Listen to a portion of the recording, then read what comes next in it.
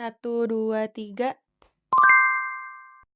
Oke, masih dengan settingan yang sama, kita kembali di part 2 dari cara mulai konten buat introvert. Kemarin di video yang part pertama aku udah minta ke teman-teman untuk kayak cek pasar, cek bener-bener kayak kompetitornya teman-teman dan aku udah bilang jangan lupa untuk di-list apa hal-hal yang bikin mereka berhasil. Silakan untuk baca listnya dan catatan-catatan apapun yang teman-teman itu udah bikin mengenai si tes pasar dan kompetitor tersebut gitu ya. Karena itu yang bakal membantu kita untuk action gitu. Nanti teman-teman silahkan untuk list gitu. Kalau misalnya kita beruntung, biasanya ada beberapa konten kreator yang mereka juga membagikan cara konten mereka gitu. Seperti yang aku lakukan saat ini juga gitu ya. Nah, kalau misalnya mereka membagikan cara mereka konten dan kayak misalnya kalau di YouTube itu suka dikasih tahu kayak tools yang dipakainya apa atau misalnya aplikasi yang mereka pakai edit itu seperti apa. Nah, silakan untuk catat gitu ya teman-teman. Kayak misalnya mungkin ada orang-orang yang dia ngeditnya hanya pakai Canva doang. Terus kalau misalnya ngedit video YouTube tuh ada yang misalnya pakai CapCut, ada yang misalnya pakai Adobe Premiere gitu ya. Terus di gitu mungkin dari mereka yang membagikan si kamera yang digunakan. Kalau misalnya aku pakai Canon M50, ya aku pakai Canon M50.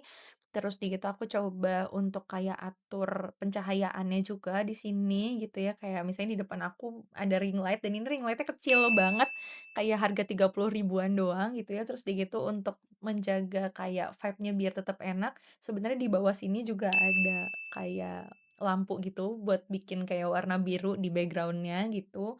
Terus di gitu ini ada lampu warna putih, ini juga lampu belajar yang kayak murah banget gitu. Sama ya aku dekor-dekor lah gitu ya supaya si cahayanya tuh tetep enak dan teman-teman itu juga nyaman gitu ya untuk nonton gitu.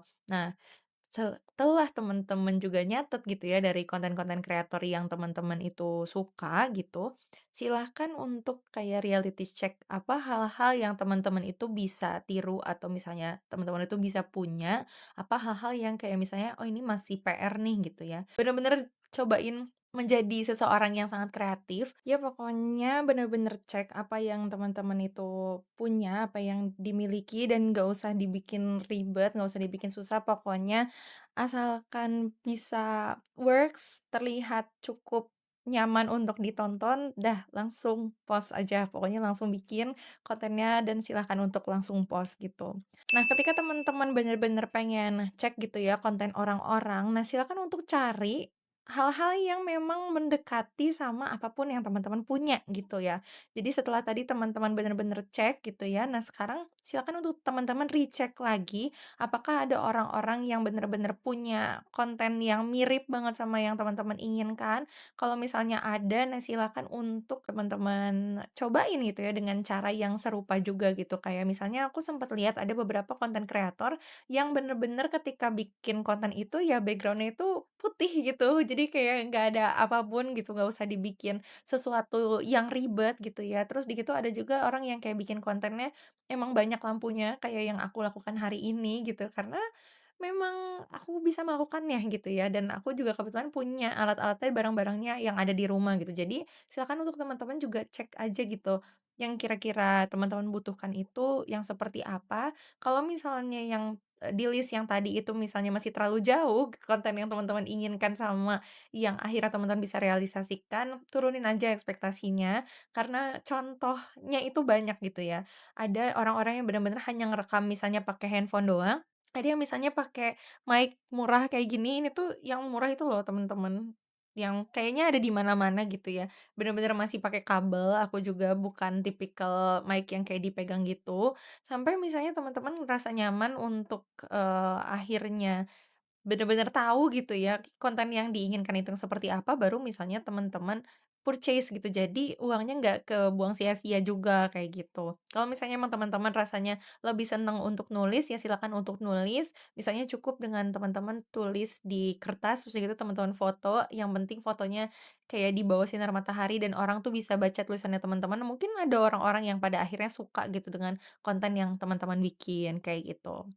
Terus udah gitu silakan untuk coba-coba dulu si konten-konten atau kayak list-list konten yang teman-teman itu ingin praktekkan gitu. Terus dari itu teman-teman cek energinya. Kalau misalnya ada konten-konten yang bentuknya kayaknya buat orang lain mudah, tapi buat kita susah, nah nggak usah dilakukan yang seperti itu. Bener-bener coba cek konten-konten yang memang memudahkan teman-teman gitu kan. Kayak misalnya, contohnya kalau misalnya teman-teman denger gitu ya, kayaknya kalau aku ngomong di YouTube itu lebih cukup lancar gitu ya. Tapi begitu aku cobain kayak di short form video yang kayak video 1 menit, atau enggak misalnya kayak video yang orang-orang kayak spontan spontan aja gitu cerita kayak di TikTok gitu, aku tuh kesusahan banget gitu untuk akhirnya sampai ke intinya gitu. Aku ngerasa long form video kayak gini tuh aku baru nyaman gitu dan itu juga aku baru menemukan nyaman itu setelah kayak 5 tahun mencoba gitu ya. Jadi silakan untuk teman-teman bener-bener cek energinya. Kalau ada kayak misalnya konten yang sebenarnya aku tuh seneng banget bikin itu, yaitu konten yang kayak pakai Procreate yang bener-bener aku tulis satu-satu dan aku pengen kayak kasih lihat foto-foto atau kayak semacam bikin kayak digital journal gitu. Tapi jujur aja untuk nulis satu-satu di iPad itu dengan iPad aku yang mini dan Apple Pencil yang menurut aku tuh cukup berat gitu ya, itu tuh lumayan draining gitu dan lumayan butuh banyak waktu gitu. Kalau nggak salah kalau misalnya aku bikin konten kayak gitu tuh kayak aku butuh waktu 4 jam, sementara aku nggak selalu punya waktu 4 jam gitu untuk melakukan hal tersebut. Jadi kalau misalnya kontennya masih terlalu sulit untuk dilakukan, silakan untuk coba dulu konten yang lebih mudah-mudah dulu gitu, yang bener-bener simple gitu ya. Contohnya kayak nge-screenshot notes di handphone misalnya, terus itu teman-teman langsung upload, bisa kok pakai cara seperti itu juga. Aku yakin ada orang-orang yang konten itu tetap berhasil walaupun misalnya dengan cara-cara simpel seperti itu. Jadi semakin sederhana caranya, tapi isinya itu semakin otentik, semakin daging, semakin bisa menarik perhatian, aku yakin yang seperti itu pun bisa ngebantu akunnya teman-teman tuh cepet naik, kayak gitu. Jadi silakan untuk berlatih kayak gitu ya teman-teman. Nah untuk latihannya gitu, silakan untuk rencanakan dulu kayak 20 konten yang berbeda dengan cara yang beda-beda dan kita lihat gitu ya, mana yang bisa membawa teman-teman akunnya tuh lebih naik gitu. Ketika ada konten yang berhasil, nah gunakan formula yang sama untuk, melakukan konten-konten yang selanjutnya kayak gitu. Jadi teman-teman memang perlu untuk latihan gitu untuk melakukan kontennya. Nah masalahnya yang perlu dilatih itu nggak cuman untuk cara membuat si konten tersebut aja, tapi termasuk berlatih untuk menyederhanakan apa yang teman-teman tuh ingin ucapkan gitu ya. Nah ini tuh sebenarnya pernah menjadi kesulitan besar gitu ketika aku mencoba membangun Instagram, karena aku ternyata terlalu sering untuk menggunakan kayak kata-kata yang sulit, kayak misalnya ketika aku menggunakan kata inner child saat itu ternyata nggak semua orang paham tentang inner child. Nggak usah jauh-jauh ke tentang inner child aja ya, kayak misalnya aku ngomong tentang journaling gitu ya, ternyata orang-orang tuh masih kayak banyak skeptisnya gitu ya. Di situ tuh masih banyak yang kayak, "Kenapa sih nulis diary doang harus dikontenin gitu?" Padahal banyak hal yang bisa dipelajari dari journaling itu dan journaling juga tuh masih salah satu tools yang banyak direkomendasikan oleh ahli gitu ya, seperti oleh psikolog atau psikiater gitu. Dan buat aku tuh akhirnya butuh waktu, kayak aku tuh harus ngomong sesimpel apa sih supaya orang itu bisa dengar dan bisa tahu gitu ya tentang, apa yang ingin aku ucapkan gitu. Ternyata aku butuh waktu untuk menyederhanakan hal tersebut gitu ya. Apalagi tadinya aku pikir kayak, orang juga udah tahu kali tentang journaling, konten tentang journaling itu banyak gitu ya." Tapi ternyata yang orang lain gak tahu itu adalah journaling dari kacamata aku, journaling dari hasil cerita aku gitu, yang pastinya akan menghasilkan konten-konten yang berbeda juga gitu ya. Ada orang-orang yang mereka itu ngerasa sukses journaling ketika mereka melakukannya dengan konsisten. Kalau aku pribadi justru aku ngerasa journaling itu bener-bener menghasilkan untuk aku ketika aku melakukannya pada saat-saat tertentu aja, ketika aku bener-bener butuh gitu, gak yang setiap hari aku paksain gitu. Dan hal tersebut juga yang pasti akhirnya membuat teman-teman itu punya konten yang bener-bener otentik dan sesuai sama apa yang teman-teman ingin ucapkan gitu. Jadi harapannya silakan untuk cek bahasanya yang teman-teman ingin gunakan dan latih juga kemampuan bahasanya teman-teman, karena aku yakin di situ akan membantu si kontennya juga bisa cepet naik gitu. Yang terakhir, jadi teman-teman dari si 20 konten yang teman-teman coba itu, nah silakan untuk catat gitu ya, mana yang works, mana yang nggak works gitu ya. Nanti kalau misalnya ada yang works, silakan untuk lakukan kembali, tapi kalau misalnya ada yang nggak works, itu nggak usah bahas lagi gitu ya. Dan silakan untuk teman-teman baca sendiri gitu ya kontennya teman-teman. Memang di sini kayak agak berat karena kadang-kadang cringe kayak aku juga sebenarnya ngelihat muka aku di video tuh kadang, masih berat soalnya kayak malu banget gitu ya. Tapi aku butuh gitu ya untuk akhirnya bener-bener ngelihat kalau misalnya aku menjadi penonton, aku mau nggak sih buat dengerin konten ini salah satu konten yang bener-bener pengen aku denger atau enggak ya gitu. Dan dari pertanyaan itu akhirnya aku bisa tahu gitu ya, mana yang salah, mana yang benar, kayak gitu. Dan silakan untuk cek kolom komentarnya teman-teman, karena aku yakin pasti ada aja orang-orang yang benar-benar care gitu, yang benar-benar kayak mereka tuh pengen teman-teman itu berkembang dan akhirnya mereka tuh kayak kasih saran gitu. Di awal tuh mungkin kayak, "Apa sih, boleh nggak sih aku tuh punya kesempatan untuk kayak nyoba dulu, nyoba ini itu dulu gitu ya, tapi pada akhirnya mereka lah yang akan menonton konten kita. Jadi tentu saja mereka yang perlu didengar gitu ya.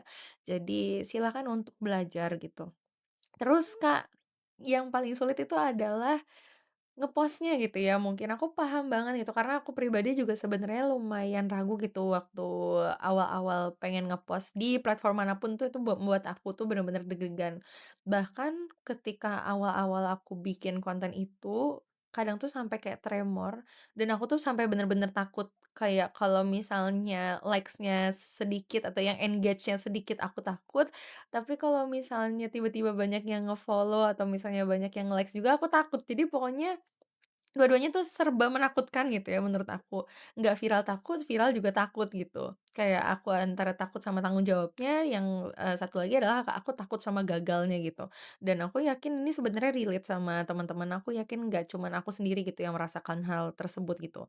Jadi salah satu cara yang aku tempuh itu adalah aku minta tolong orang untuk ngepostin gitu. Aku bener-bener bayar orang untuk menjadi admin, mereka aja yang ngepost gitu, karena aku bener-bener takut untuk ngelihat akun aku gitu, untuk beberapa lama gitu, sampai aku ngerasa bener-bener nyaman, sisanya aku log out gitu ya, aku nggak tahu orang itu komen apa.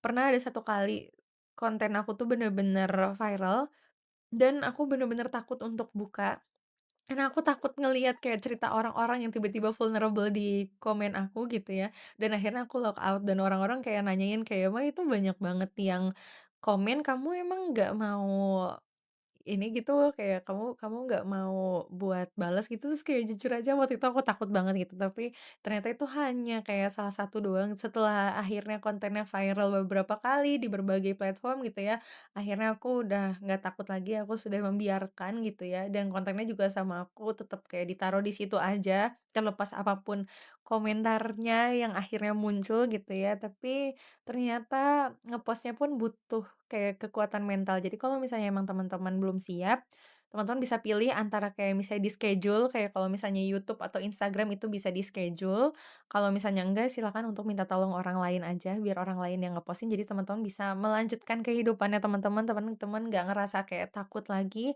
dan sisanya belajar untuk menerima apa adanya, menerima baik buruknya dari kontennya teman-teman. Dari situ aku yakin, teman-teman akhirnya terbiasa gitu ya untuk menerima, eee, apa adanya hasil karyanya teman-teman gitu, menerima baik dan buruknya, menerima bahwa emang sulit gitu ya untuk membuat sesuatu yang sempurna, dan sempurna itu adalah kayak perjalanan aja gitu ya. Jadi semakin teman-teman mencoba untuk melakukan konten tersebut, membuat konten tersebut, aku yakin teman-teman akhirnya akan tahu apa yang perlu di-improve gitu. Dan jujur aja mungkin kalau misalnya teman-teman nonton video ini, terus gitu teman-teman nonton video pertama aku, pasti teman-teman menemukan perbedaan dan aku yakin aku pribadi sih ngerasa makin lama itu makin nyaman. Asalnya tuh ngelihat ke kamera itu tuh kayak susah aja gitu, tapi makin ke sini kayak, "Oke, mari kita bayangkan kameranya itu adalah teman yang benar-benar nyaman dan aku, eee, apa ya, kamera itu adalah orang yang benar-benar akan menghargai apa yang aku ceritakan. Kamera tersebut adalah, orang yang membutuhkan konten yang aku buat ini gitu. Dari situ akhirnya kayak aku mulai tersentuh dan aku mulai genuine juga ketika konten walaupun hadap-hadapannya sama kamera gitu ya, bukan sama orang. So, mungkin itu aja. Semoga bisa membantu, nanti kalau misalnya menurut teman-teman kayak, "Kak, ini kontennya kurang spesifik, aku pengen dikasih tahu kayak lebih deep lagi," tulis aja di kolom komentar, mungkin abis ini aku bakal cerita gimana caranya aku sebagai introvert bisa menjadi public speaker. So, ya itu untuk video hari ini, see you next time, bye.